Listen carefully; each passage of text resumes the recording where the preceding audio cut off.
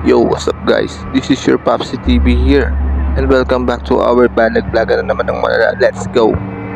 And for today's video, isa lang tatanong ko. Naniniwala ba kayo sa aswang?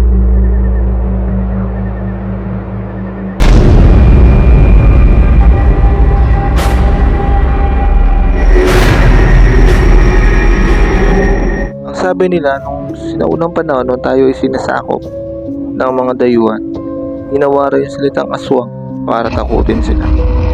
Yun ang sabi sa mga sinaunang kwento. Pero syempre may mga haka-haka rin, at saka kung mapapansin nyo may mga channel sa YouTube na more on topic nila is more on ganyan, kababalaghan. Hindi nyo na itatanong. May mga bagay-bagay kasi marami akong naranasan sa buhay ko. Yung mga kakaiba, mga creepy na pangyayari sa buhay ko. True to life to take note, true to life. Sa inyo na lang po yan kung maniniwala kayo. Ayan. Okay, disclaimer lamang po, no. Hindi ko naman po sinasabi na maniwala kayo sa akin. Sa akin lang, gusto ko lang i-share yung aking naranasan. At aming naranasan, syempre, naging kasama ko mga time na yan. And yun,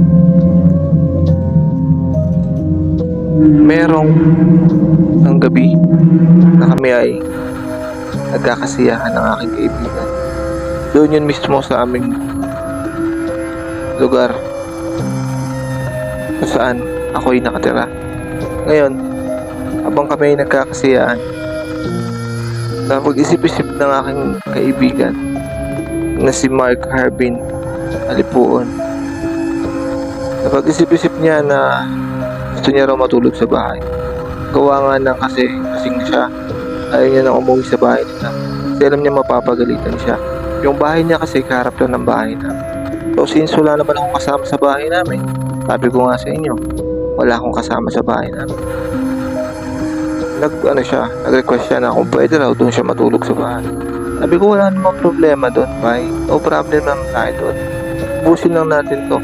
Hindi ko makakalimutan tong lasing na lasing kami.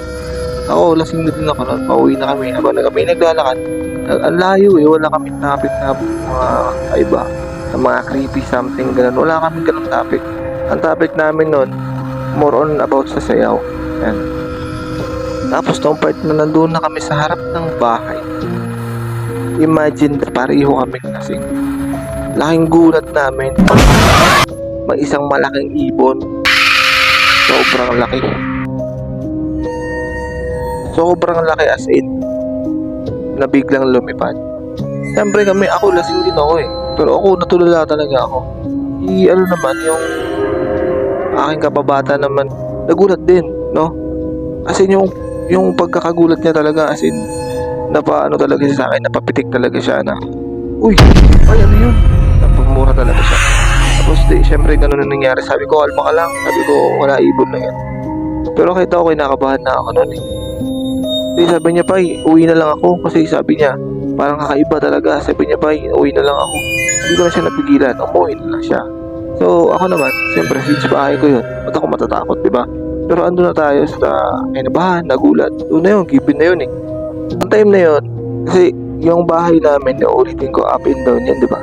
Tapos may bahay na pinagawa yung ate ko sa likod. Yung dating bodega, ginawa niyang bahay yun. Ngayon, yung may-ari nun, panganay namin si Ate Albina. Yan. Noong time na yun, wala sila. Di ko alam kung saan pa sila noong time na yun. Tapos, yung ate kong isa, ito, si Ate Erwina naman. Noong time na yon, hindi ko alam na nandoon pala sa bahay ni Albing. Yan. Nandoon pala siya. Ngayon, di ba, may ganong eksenang nangyari. Umakita ko sa kwarto na parang walang nangyari. Pero grabe na yung kaba ko nun. Umiga ako sa kama, tapos tamang text na ako. May narinig akong boses na tumatawag sa akin. Sabi ko, yun na yun. Tapos nabosesan ko yung ate ko. Dali-dali ako bumaba. Pero bago ako bumaba, dinala ko yung samurai ng kuya ko, yung double samurai kuya kong isa. Ito yung kuya ko, si Kuya Erwan. Tinawag ko siya, sabi ko, ate, anong problema? Sabi niya, parang may tao kasi dyan na ganito, ganon. Sabi ko, ayaw mo na yan, te, dito lang ako. Sige na, matulog ka na. Sabi ko, dito lang ako magbantay. Wala ako, hindi ako matutulog, kung mag-alala. And then yan, syempre, natulog na siya. Hindi talaga, binantayan ko siya. Hanggang madaling araw talaga. Natulog ako, mga 5:30 na.